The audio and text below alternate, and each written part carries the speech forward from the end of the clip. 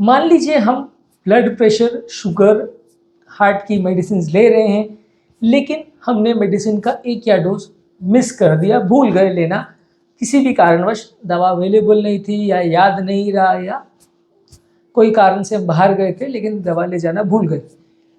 अगर किसी भी कारण से आपकी दवा मिस हो जाती है तो क्या करना चाहिए और ऐसे समय पर क्या आवश्यक है आपको स्टेप्स लेना, और क्या ऐसे सिचुएशन में पैनिक हो सकता है, क्या ऐसे सिचुएशन में प्रॉब्लम्स हो सकती है, आज इसको डिस्कस करेंगे। टॉपिक पर जाने से पहले जो लोग हमारे चैनल पर नए हैं उन्हें रिक्वेस्ट करूंगा कि चैनल को सब्सक्राइब करें, वीडियोस को लाइक और शेयर करें। यदि हमें ब्लड प्रेशर की, डायबिटीज़ की, हार्ट की मेडिसिन अगर चल रही है और डोज का शेड्यूल सुबह 8 बजे था या 10 बजे था, जो भी टाइम पे था, हमें 12-1 बजे याद आता है कि अरे यार सुबह 8 बजे का डोज मिस हो गया, तो हमें 12 बजे वो मेडिसिन का डोज ले लेना चाहिए। इसमें कई बार ये होता है कि आप अगर बहुत घंटे मिस कर चुके हो तो फिर बड़ा इशू हो जाता है कि मान लीजिए अगर आपने सुबह 8 बजे का डोज मिस कर दिया और रात को 8 बजे का सेकेंड डोज शेड्यूल था और आपको रात को ही याद आया कि यार सुबह का डोज मेरा मिस हो गया है, तो वो वाला डोज को आप उस टाइम पे मत लीजिए। मान लीजिए 8 बजे का सेकेंड डोज है रात को और आपको 7 बजे याद आया, तो आप 7 बजे डोज मत लीजिए। फिर आपका जो रेगुलर डोजिंग टाइम है उस टाइम पे आप डोज को ले सकते हैं, या अगर उस टाइम पे ले रहे हैं तो फिर 8 बजे का जो 1 घंटे के बाद डोज आने वाला है उसको फिर आपको मिस करना पड़ेगा, एडजस्ट करना पड़ेगा। दोनों को एक साथ में मत लीजिए, क्योंकि इसमें होता ये है कि जिस टाइम पे आपका बीपी का मेडिसिन आपको लेना था सुबह 8 बजे, उस समय आपने नहीं लिया। हर दवा का 6-8 घंटे, 10-12 घंटे का डोजिंग शेड्यूल होता है अलग अलग मेडिसिन का, जिस टाइम पर वो एक्ट करती है। तो अगर आप सुबह 8 बजे का मेडिसिन लेते तो उसका असर 8 से लेके 2-3 बजे, 4 बजे तक रहता। लेकिन वही मेडिसिन को अगर 2 मेडिसिन एक साथ आप डोज ले रहे हो तो उस टाइम पे वो असर डबल हो जाएगा, यानी उस दवा को लेने के बाद ब्लड प्रेशर बहुत ज़्यादा ड्रॉप हो जाएगा, शुगर बहुत ज़्यादा ड्रॉप हो जाएगा, खून बहुत ज़्यादा पतला हो जाएगा, और आपके लिए प्रॉब्लम ये हो जाएगा कि पहले 12 घंटे आपका ब्लड प्रेशर बहुत ज़्यादा था, शुगर बहुत ज़्यादा था, और अभी वो सडनली बहुत ज़्यादा ड्रॉप हो जाएगा। तो ये वेरिएशन जो है वो अच्छा नहीं है। तो इसलिए ये कोशिश कीजिए कि जब आपको याद आए, अगर 2-4 घंटे के अंदर याद आ गया, सेकेंड डोजिंग शेड्यूल से अगर काफ़ी पहले आपको याद आ गया, तो तुरंत आपको ब्लड प्रेशर मेडिसिन ले लेना है। लेकिन अगर बहुत लेट याद आया आपको कि पूरा अगला शेड्यूल आ गया या पूरा एक दिन ही निकल गया उसके बाद ही आपको याद आया, तो फिर डबल डोज मत करिए। डबल डोज करने में कई बार फायदा के बदले नुकसान हो सकता है।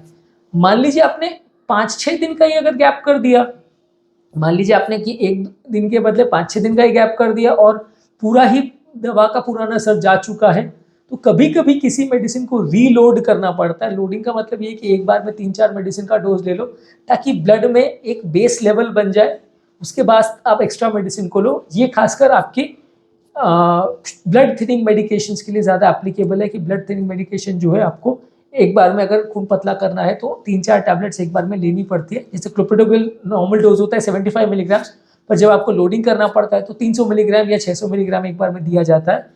ब्रिलिंटा या टिकाग्लोर का जो नॉर्मल डोज है वो 90 मिलीग्राम से लोड करना होता है तो 180 देते हैं। प्रास्टोगेल का नॉर्मल डोज 10 मिलीग्राम से लोड करते हैं तो 60 देते हैं।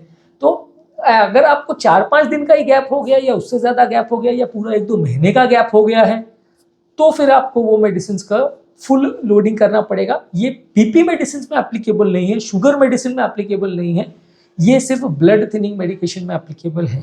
कि ब्लड थिनिंग मेडिकेशन आप रीलोड जब कर रहे हो तो उसको डॉक्टर से सलाह लेके कि कितना टैबलेट्स लेना है उसको रीलोड कर सकते हैं।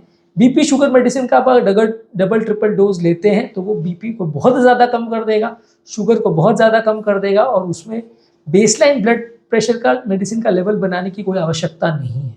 तो इसलिए आपको डबल डोज लेने का कॉन्सेप्ट ब्लड थिनिंग मेडिकेशन में कभी कभी आप कर सकते हो, वो भी अपने डॉक्टर से सलाह लेकर, लेकिन बाकी मेडिसिन में मत करिएगा। आपका ब्लड प्रेशर या शुगर बहुत लो हो जाएगा और आपको जान का खतरा हो जाएगा।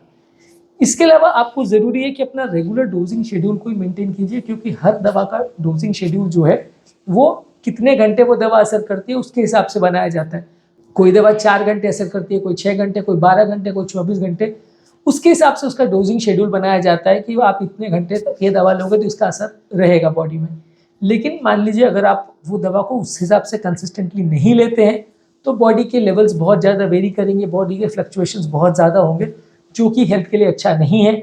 इसलिए हर हालत में आपको अपना ब्लड प्रेशर की या शुगर की मेडिसिन को टाइम टू टाइम ही लेना चाहिए। 10-15 मिनट का, आधा घंटे का, 1 घंटे का वेरिएशन में इतना फ़र्क नहीं आएगा, लेकिन कई घंटों से डोज को मिस नहीं करना चाहिए क्योंकि ये नुकसानदायक हो सकता है।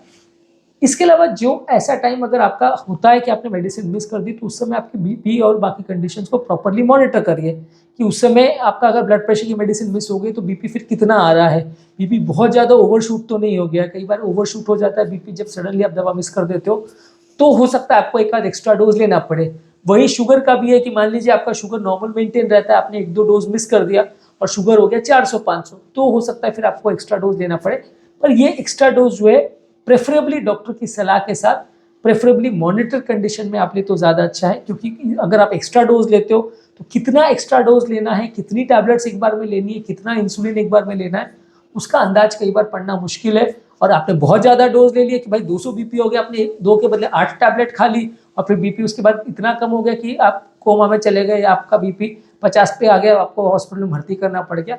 वैसा नहीं होना चाहिए। तो अगर आप ओवरडोजिंग कर भी रहे हैं या एक के बदले 2 टैबलेट ले भी रहे हैं, तो भी कौन सी टैबलेट ले रहे हैं, कितने डोज में ले रहे हैं, कितना ज़रूरत है, इस चीज़ों को असेस करके करना चाहिए। यानी basic model of the story is कि उस समय की आपका ब्लड प्रेशर, शुगर का, हार्ट का कंडीशन को मॉनिटर करके आप दवा को ले तो ज़्यादा अच्छा है।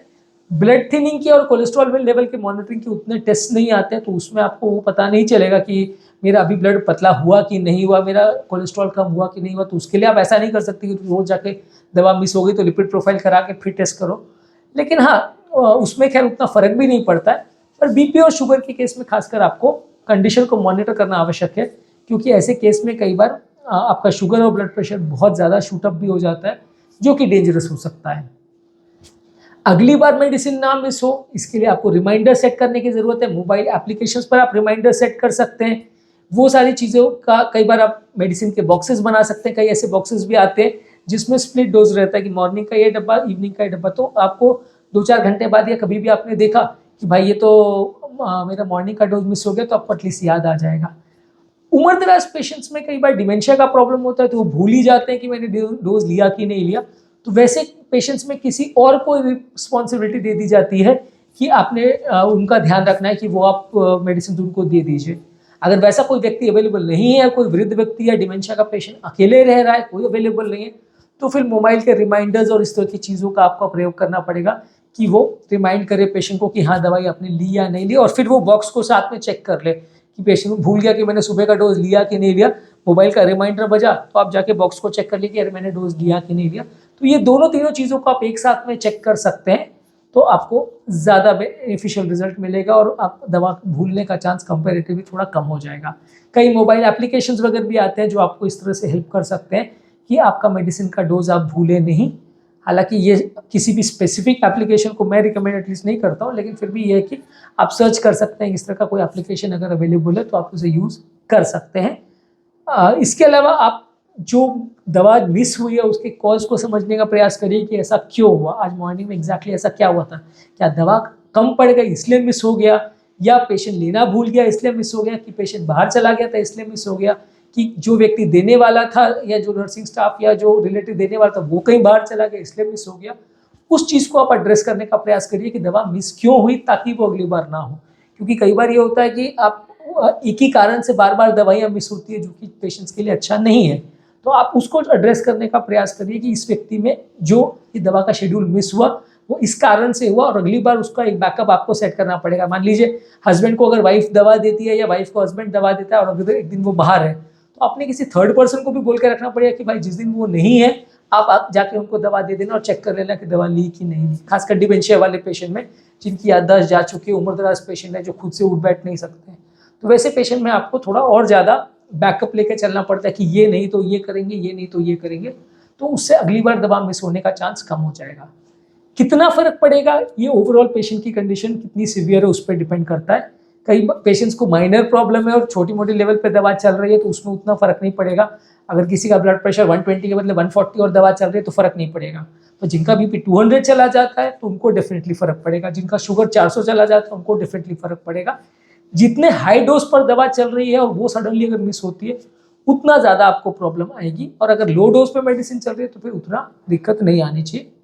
हर मेडिसिन का डोजिंग पैटर्न, हर मेडिसिन का हाफ लाइफ पैटर्न, ये सब चीज़ों को आपको समझना पड़ेगा, तभी आप मेडिसिन को प्रॉपरली ले सकोगे और उसके शेड्यूल्स को एडजस्ट कर सकोगे। अगर आपको कोई भी अंडरस्टैंडिंग नहीं है कि ये दवा कितने घंटे असर करती है, कितने दिन असर करती है, तो कई बार प्रॉब्लम्स होने का चांस बढ़ जाता है। इसके अलावा एक इमरजेंसी प्लान भी सेट करके रखिए कि मान लीजिए ऐसा हो गया कि बीपी बहुत शूट अप हो गया, कि शुगर बहुत शूट अप हो गया, तो क्या करना है?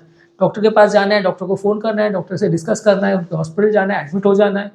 वो भी बैकअप प्लान होना चाहिए और वो भी डॉक्टर से पूछ के भी रख सकते हैं आप कि सर अगर मेरा ब्लड प्रेशर मान लीजिए 200 हो गया, मेरा शुगर सडनली 400 हो गया, तो फिर हमको क्या करना चाहिए? तो वो चीज़ों को आप डिस्कस करिए डॉक्टर के साथ और पहले से ही वो बैकअप प्लान मेंटेन करके रखिए कि इस सिचुएशन में मुझे घर पे क्या मैनेज करने की आवश्यकता है और क्या-क्या चीज़ों से मैं इसको इम्प्रोवाइज कर सकता हूँ, ताकि मेरे पेशेंट को प्रॉब्लम ना हो। यदि आप ट्रैवल में अगर कहीं जा रहे हैं, तो आपको एक्स्ट्रा दवा का स्टॉक लेके जाना चाहिए, क्योंकि काफ़ी बार दवाइयाँ जब मिस होती है वो ट्रैवल के लिए मिस होती है। कई बार लोग ऐसा सोचते हैं कि यार 2 दिन बाद तो डॉक्टर के पास जाना ही है, चलो वो दवा चेंज करेंगे, अभी 2 दिन मिस कर देते, जब वो जाएँगे तब दवा ले लेंगे। तो वैसे केस में जो पुरानी दवा चल रही है उसी का एक एक्स्ट्रा स्ट्रिप लेके आप दवा कंटिन्यू कर लीजिए, फिर जाइए तो दवा चेंज करवा लीजिए। मान लीजिए अगर दवा खत्म हो गई तो, और यदि आपको ऐसा लग रहा है कि 2 दिन बाद जाना है तो 2 दिन पहले अपॉइंटमेंट लेके पहले चले जाइए। आप डॉक्टर से डिस्कस कर लीजिए, अगर दवा चेंज करनी है तो कर लीजिए। लेकिन डॉक्टर के पास जाना है ये एक्सक्यूज नहीं होना चाहिए कि आप दवा मिस कर दीजिए। इसके अलावा आपको अगर किसी फार्मासिस्ट के पास दवा अवेलेबल नहीं है, ये इशू है जिसकी वजह से प्रॉब्लम हुई है, तो फार्मासिस्ट से पहले से स्टॉक मंगवा के रखिए, घर पे ही एक्स्ट्रा स्टॉक लेके रखिए दवा का, कि भाई ये दवा आपको अगर 1 महीने चलने वाली तो 40 दिन की दवा मंगा के रखिए। 10-15 दिन का बैकअप सप्लाई हमेशा इमरजेंसी के लिए रखिए, ताकि अगर सडनली दवा मिस हो जाए तो उसे मैनेज किया जा सके। इसके अलावा जो भी है, पेशेंट का इमरजेंसी बैकअप प्लान होना चाहिए, इमरजेंसी पेशेंट का मेडिकल आईडी होना चाहिए, ताकि अगर कोई प्रॉब्लम हो, पेशेंट अनकॉन्शियस वगैरह हो जाए तो उसे हॉस्पिटल रश किया जा सके। और पेशेंट को अपना रेगुलर हेल्थ चेकअप भी डॉक्टर के पास कराते रहना चाहिए कि उसका लेवल्स ठीक चल रहा है कि नहीं, वो मेडिसिन अगर मिस कर रहा है तो उससे क्या प्रॉब्लम आ रही है, कोई बॉडी सिस्टम प्रॉब्लम तो नहीं कर रही है। वो सारी चीज़ों का भी रेगुलर फॉलोअप और चेकअप होते रहना चाहिए, ताकि अगर ऐसा कुछ प्रॉब्लम होती है तो डॉक्टर आपको पहले से चीज़ें एडजस्ट करके दे सके और चीज़ों को थोड़ा इम्प्रोवाइज कर सके। उम्मीद करूंगा कि आज के टॉपिक में कुछ यूजफुल और रेलेवेंट पॉइंट्स आपको मिले होंगे। जो लोग हमारे चैनल पर नए हैं उन्हें रिक्वेस्ट करूंगा कि चैनल को सब्सक्राइब करें, वीडियोस को लाइक और शेयर करें।